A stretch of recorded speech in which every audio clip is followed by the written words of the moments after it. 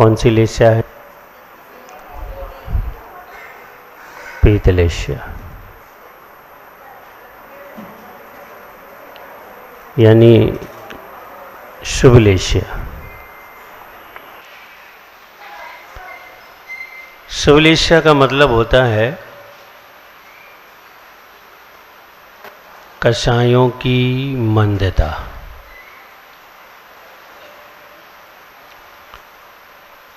जब किसी जीव की कषायें मंद हो जाती हैं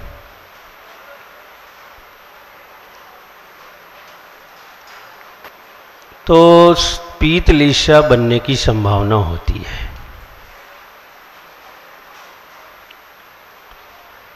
विशेषता यह है कि ये पीतलेस्या मिथ्या दर्शन के साथ भी बनती है और सम्यक दर्शन के साथ भी बनती है। मिथ्या दृष्टि को भी कषाय मंद होती है और जब उसकी कषाय मंद हो जाती हैं तो उसके स्वभाव में सरलता आती है, लेकिन धर्म में परिवर्तन नहीं आता। धर्म तो मिथ्या ही मानता है। हम बात सम्यक दृष्टि की लेस्या की कर रहे हैं। सम्यक दर्शन तो जानते हो क्या होता है? तत्वार्थस सिद्धानम सम्यक दर्शनम। शुभम, ये सम्यक दर्शन है। यानी सम्यक दर्शन का अर्थ है कि संपूर्ण सत्य से परिचय हो जाना, उस पर आस्था बन जाना, ये सम्यक दर्शन है।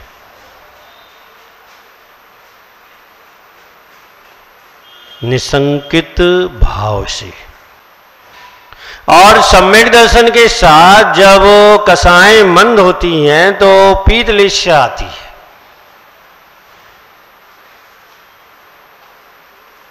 भावे आत्माओं, मिथ्या दृष्टि को भी पीतलेस्या हो सकती है और सम्यक दृष्टि को भी पीतलेस्या हो सकती है, लेकिन अंतर जमीन आसमान का है। दोनों की कषायें मंद हैं, दोनों का स्वभाव सरल है, लेकिन दोनों के धर्म में बहुत बहुत बड़ा अंतर है।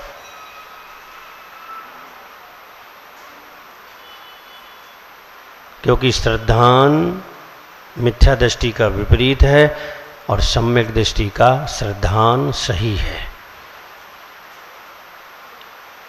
जब सम्यक दृष्टि पीतलेस्या को प्राप्त करता है तो अंतस्तेजना से धर्म की प्रेरणा मिलती है।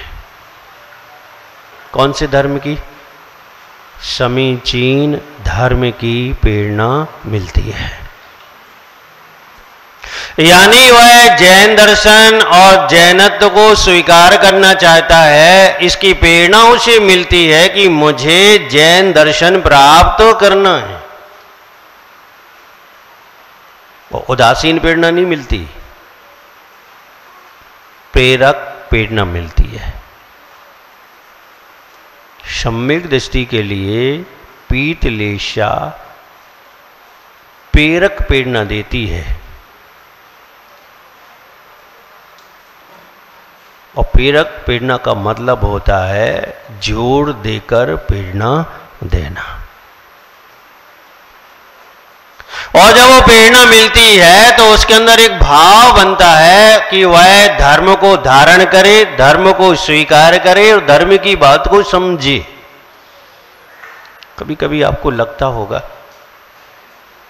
रोज तो नहीं लगता होगा, पक्का है, कभी कभी लगता होगा, मन बिल्कुल शांत है, भाव बन रहा है कि मंदिर में ही रहें, और भाव ये बन रहा है कि दिन भर हम धर्म ध्यान करते रहें, दिन भर भगवान के चरणों में बैठे रहें, उनके गुणों का स्तुवन करते रहें। ये भाव कभी कभी बनता है, और जब ये भाव बनता है तो क्या समझना चाहिए?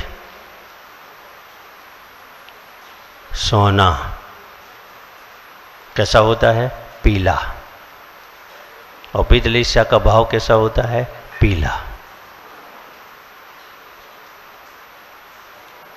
सोना अच्छा लगता है कि नहीं लगता? सबको अच्छा लगता है।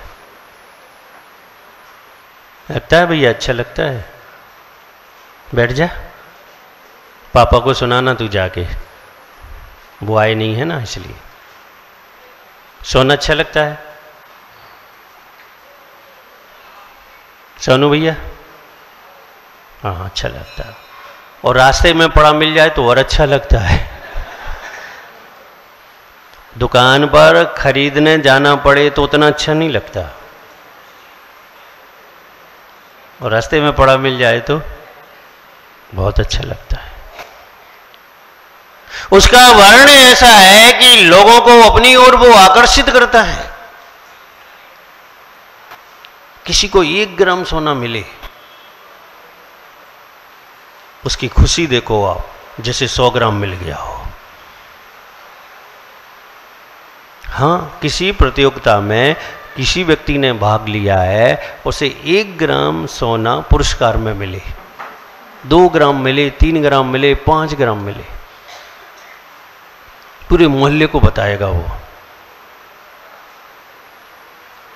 और ये बताएगा कि मेरे लिए पुरस्कार में स्वर्ण यानी सोना मिला हुआ है। आकर्षण है उसमें। ये पुरुष बल महिला वर्ग को कैसे प्रसन्न करते हैं? तो तुम्हारे यहाँ तो ज्वेलर्स की दुकान है ना, क्या नाम है?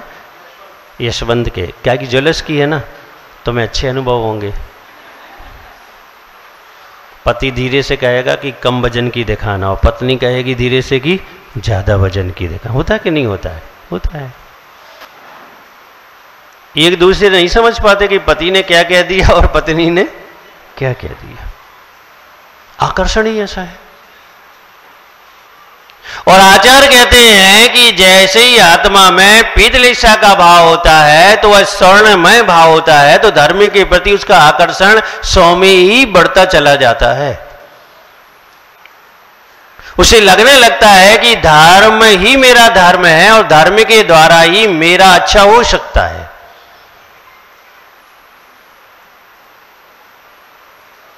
भव्य आत्माओं,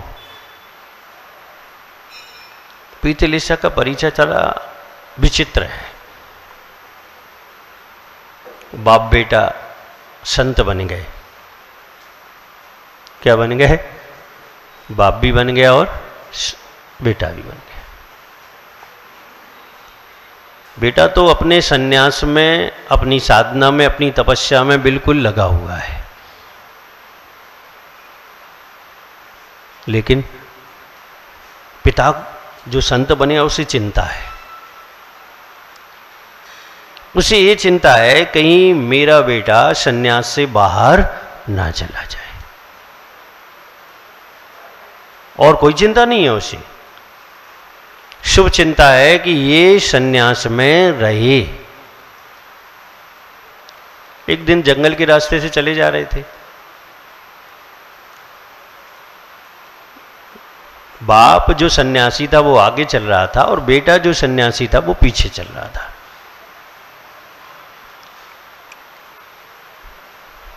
सौ 150 कदम का अंतर था दोनों के चलने में। पिता सन्यासी जिस रास्ते से आगे बढ़ रहा था, वहां पर एक सोने का कड़ा पड़ा हुआ दिखाई दिया। तुम क्या करते होते? तो सोचना चाहिए कि आकर्षित होके ग्रहण कर लेते तो चोरी कर लेते, या छोड़ देते तो अचौर धारण कर लेते। ये भावों की विचित्रता है कि उस समय चौर कर्म होता है कि अचौर कर्म होता है। अगर पड़ी हुई वस्तु ग्रहण कर रहे हो तो चौर कर्म है, और पड़ी हुई वस्तु को जैसी पड़ी है वैसा की वैसा छोड़ रहे हो तो अच्छे और कर्म है।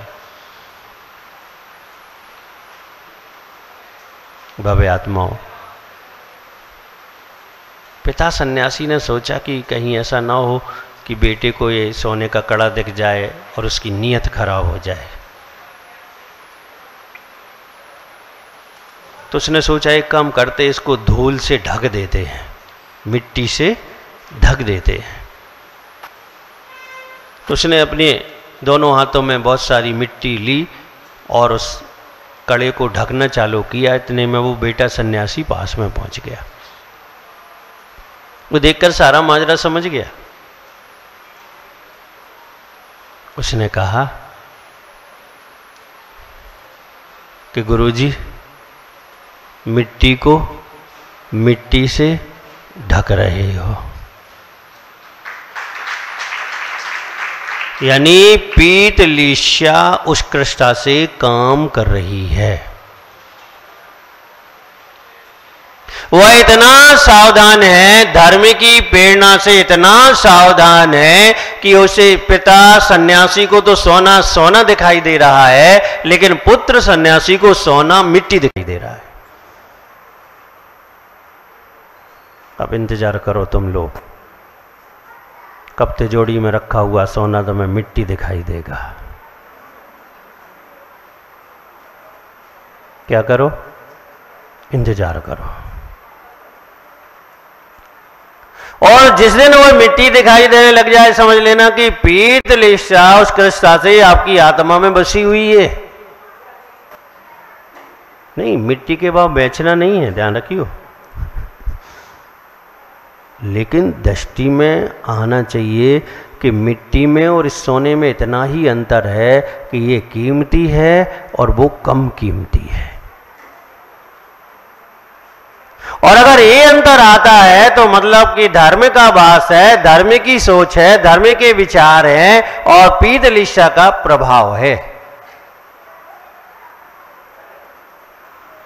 ये समझा रहे हैं कि हिंसा तुम्हारा धर्म नहीं है,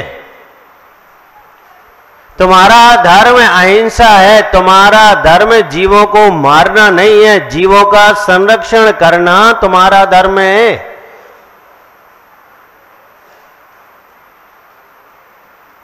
प्रेरक प्रेरणा मिली, सहज जैसे क्रूर जानवर की लिस्सा भी कैसी हो गई?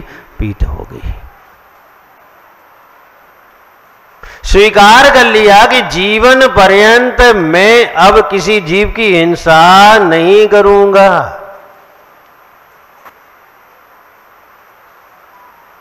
जब आपके मन में भी कभी ऐसा भाव बन जाए कि नहीं, मेरे द्वारा जीवों का घात नहीं होना चाहिए, जब शुभ भावनाएं बनने लगती हैं, सुखी रहें सब जीव जगत के, यानी पीत लिस्सा आपकी है। जहां पर संरक्षण का भाव है, जहां पर जीवों के उपकार का भाव है, जहां पर सहयोग करने का भाव है, जीवों को आगे ले जाने का भाव है, समझ लेना कि वहां आपकी अंतस चेतना में पीत लिस्सा का वास चल रहा है। होता तो बहुत कम है ऐसा, लेकिन जब भी होता है वो आपके अनमोल क्षण है। कैसे क्षण हैं? जिनकी कोई कीमत नहीं है, अमूल्य है। वह क्षण आपके लिए इतना पुण्य देकर जाते हैं, इतना पुण्य देकर जाते हैं कि पुण्य की बाढ़ आती है।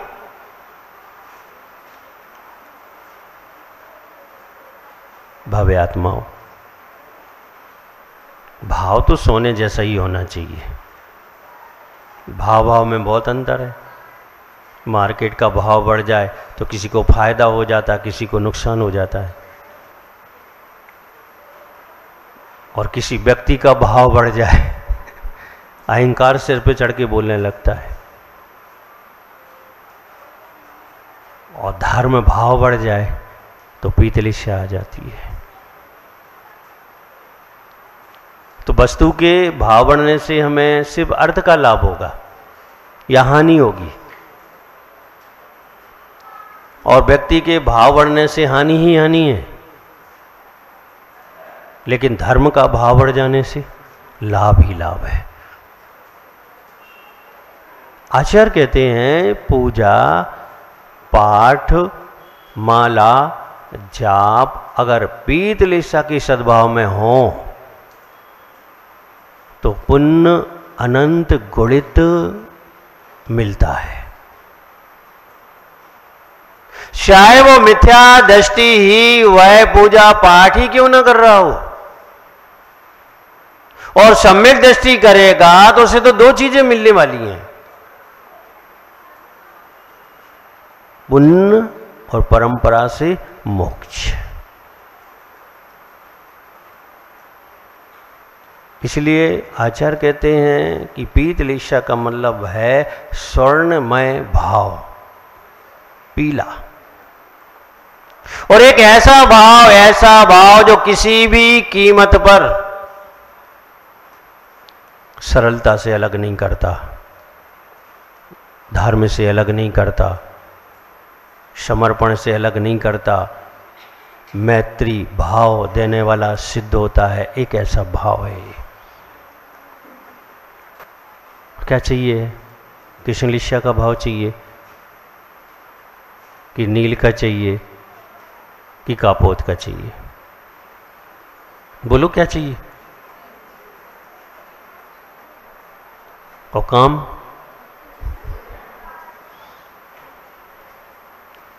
बोले वस्तु तो ये चाहिए लेकिन दाम नहीं है,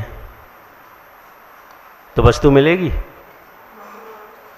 काम वैसे होंगे, भाव वैसा होगा तो उपलब्धि होगी। तो पहला काम यह है कि अंतस चेतना में धर्म को बसाएं, अंतस चेतना में धर्म की प्रेरणा लें, और जो भी करें वो धर्ममय होकर ही करें।